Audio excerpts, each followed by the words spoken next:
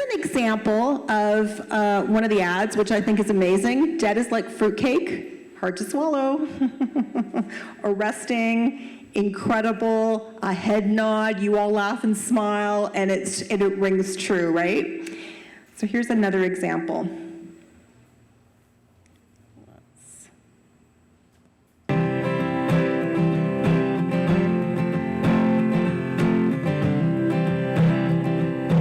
Think of your fellow man, lend my helping hands, put a little love in your heart.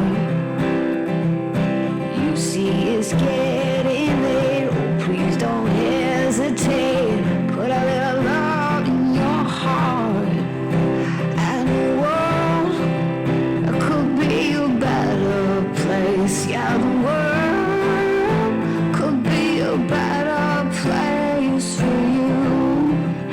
Oh, and for me, you just wait and see. For a little love in your heart, put a little love in your heart. Everybody now, put a little love. Yeah, not a 3-second video. Amazing. Okay, come on up. Thanks, Al. So, yeah, incredible. So why don't we start? Why don't you tell everybody a little bit about your background, how you got to Interact, how you got into marketing?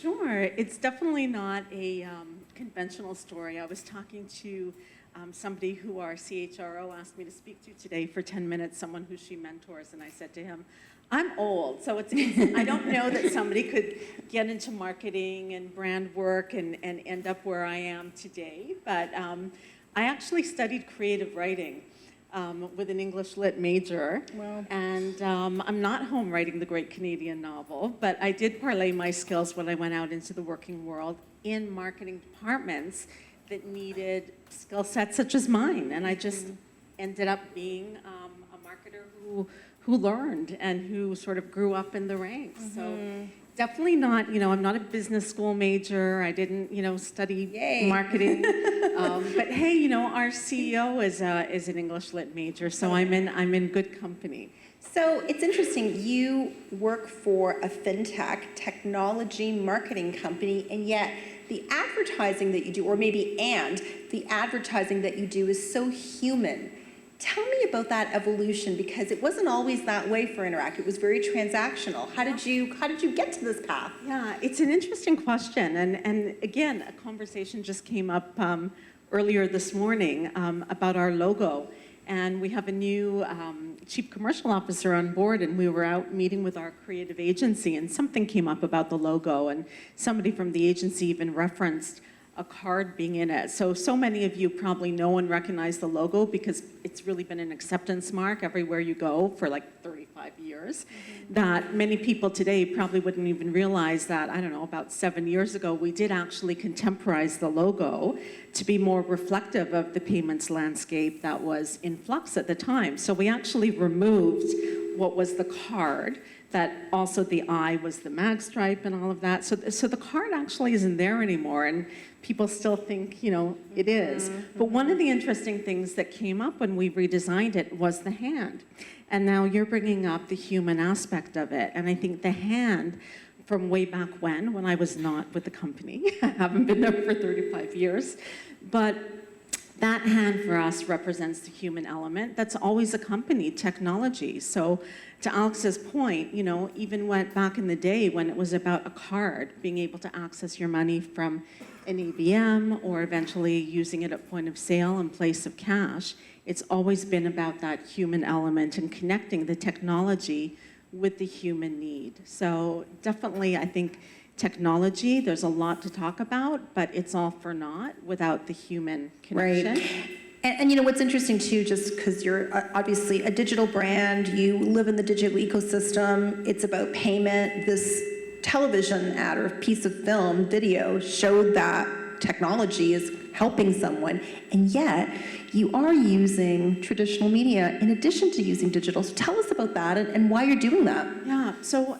absolutely. We definitely use all kinds of media. Television is still definitely part of our media mix. One of the interesting things about this spot, actually, just to digress just a little bit, is it actually brought up some relatively unexpected controversy internally, to be completely transparent. I thought it was a pretty benign, heartfelt kind of holiday spot. And although we're a digital company and we're actually working on solutions that do replace cash, some stakeholders brought up, and understandably so, digital responsibility.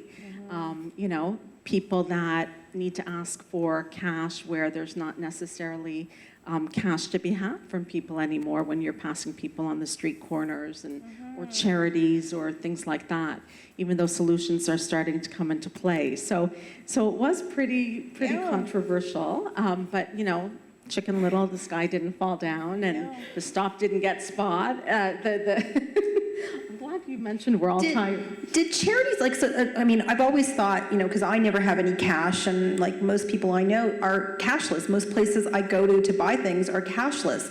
And so, you're buying, Remembrance Day and those poppies, they need a solution because the world is changing. And I think this is an example of help in a space, right? And, speaking of media and different kinds of media, there's some really cool stuff out there today addressing some of these problems and some of these gaps. So you probably know this being close to media, but working with payment solution providers, you could actually have billboards today where you could actually tap and donate, right? There's contactless built into all kinds of wearables and all kinds of ways you can actually set limits and use it for charity, or looking at some of the cases that you and I are judging right now, seeing some things where, almost hackathon-like things are happening where people are developing solutions so that if you're standing on the street corner at, Christmas time, there are ways to be able to start addressing this. So it's not that Interac as an organization is advocating for being cashless. We're addressing a need and the changing landscape and trying to find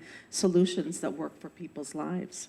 So a number of people that come to MarketingTO, TechTO, come from the technology sector, and we know that a lot of those companies want to work with you or have worked with you. Tell us, when you're thinking about supplier management, or just how do you work with new technologies? Abacus is doing some really interesting things. TMT Labs is doing some really interesting things. How do they work with your organization? What's the path to get to you?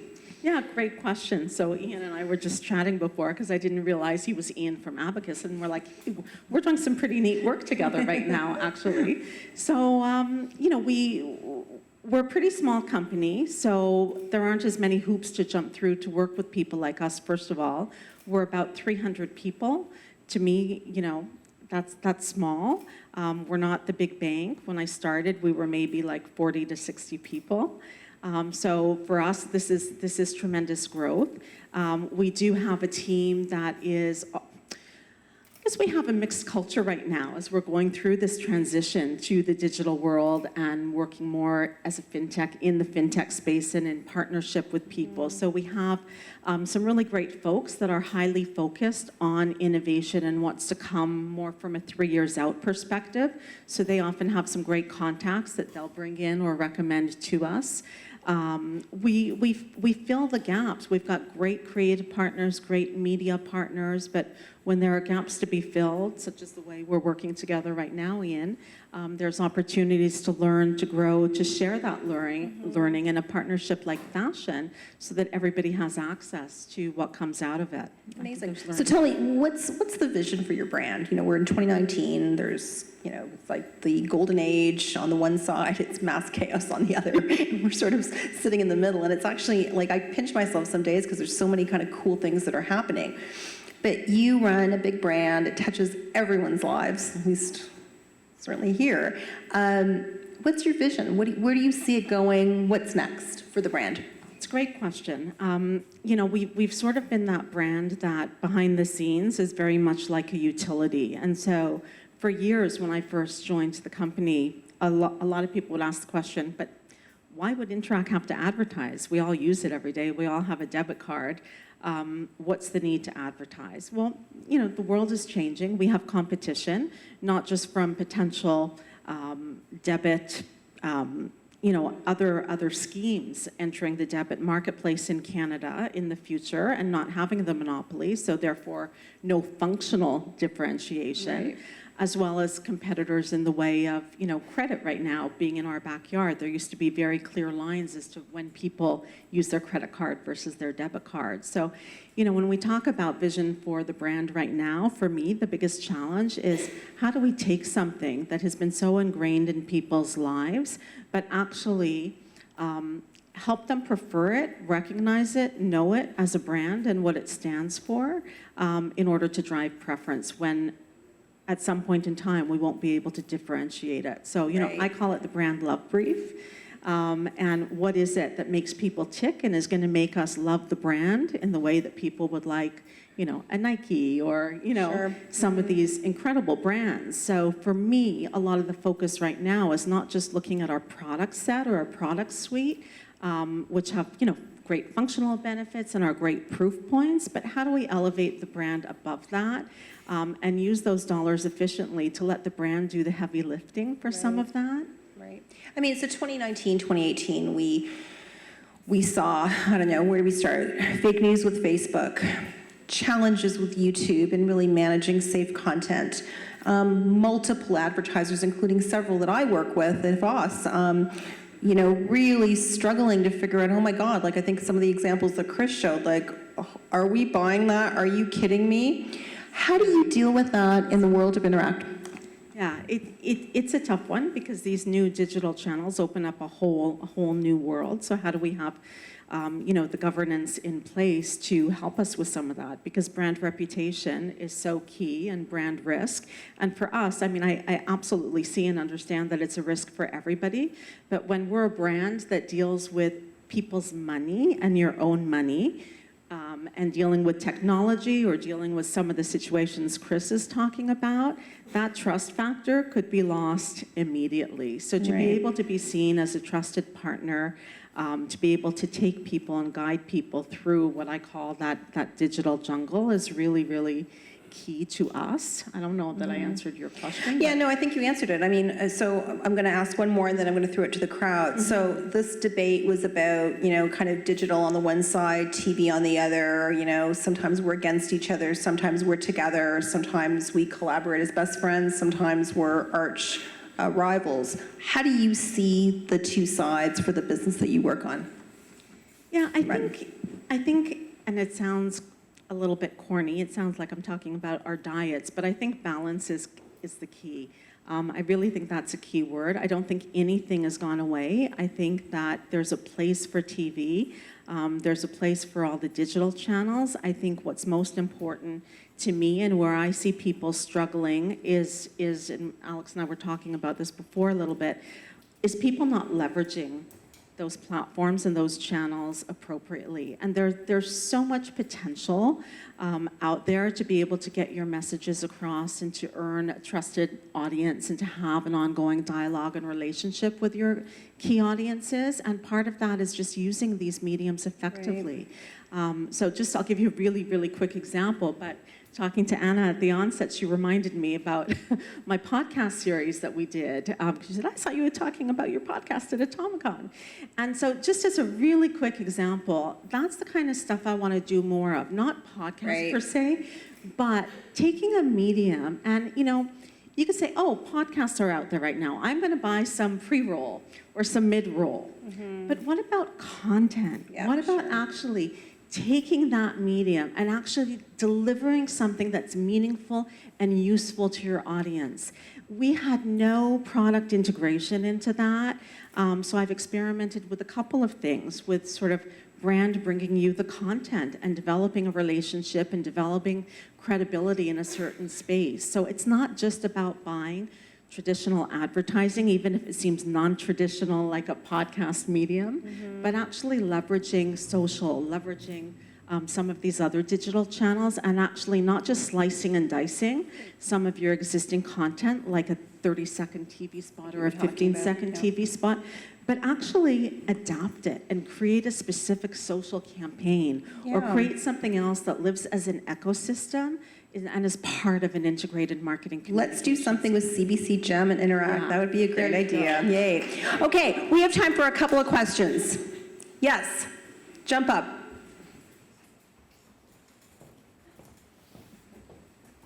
Interac is about 15 years behind countries like the Philippines and Kenya in enabling us to use mobile payments.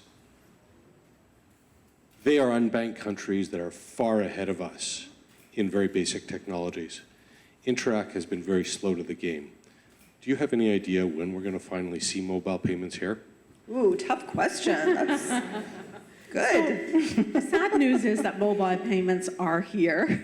So we've launched all the OEMs. You can have debit in Apple Pay, Google Pay, Samsung Pay, all the OEM wallets. It's accepted anywhere that contactless payments are accepted. It hasn't ramped up as quickly in Canada as far as transactions go, but it's out there. And a lot of it is people forming the habits and trusting the technology here to be able to do that. So depending who you're talking to, there are early adopters, and there are people using mobile payments. There are people provisioning their mobile wallets. One of our pain points is actually getting them to provision their mobile wallets with debit and not just credit. Yeah, it's hard changing behavior. It's a tough thing, right? One more question, because it's getting really warm here, and I do want you guys to network for a little bit. Like, it's actually boiling. I don't know if it's menopause on this side or what, but I'm like, oh. Okay, one more question. Yes, from the back. Shout it out.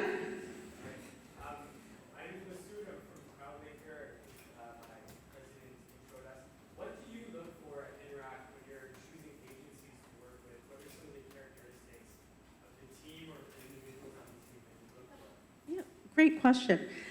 We went through an agency search around 7 years ago. We landed with two partners, a wonderful creative partner, Zulu Alpha Kilo, and a media partner, primarily media experts. And actually, they partnered together and came to the table together for us as a solution. What we were looking for, we had some very, very specific criteria. And not only did they obviously have to have the ability to produce great creative, but we were looking for a shop that was independent, that was smaller in nature and not necessarily part of a big, conglomerate at the time for our needs. We wanted to make sure we had the attention we needed by being, just as an example, one of the top 3 clients so that we could get what we wanted in terms of an A-team, in terms of the resources and dedication that we needed. And then a lot of it came down to, there were some great partners at the table, and with the last 2 or 3, I'd say a big ingredient is simply fit in the end, and the cultural synergies. And yeah. Right. Well, listen, thank you very much. That was amazing. This is the first time we've done fireside chat, so I'd love to get some feedback from you guys about moving forward and the kind of formats you like. Before we close, there's a couple things I want to say. First of all, I want to just remind everyone that MarketingTO is run by many volunteers, and I want us to shout out for those volunteers. Awesome. Incredible people helping us.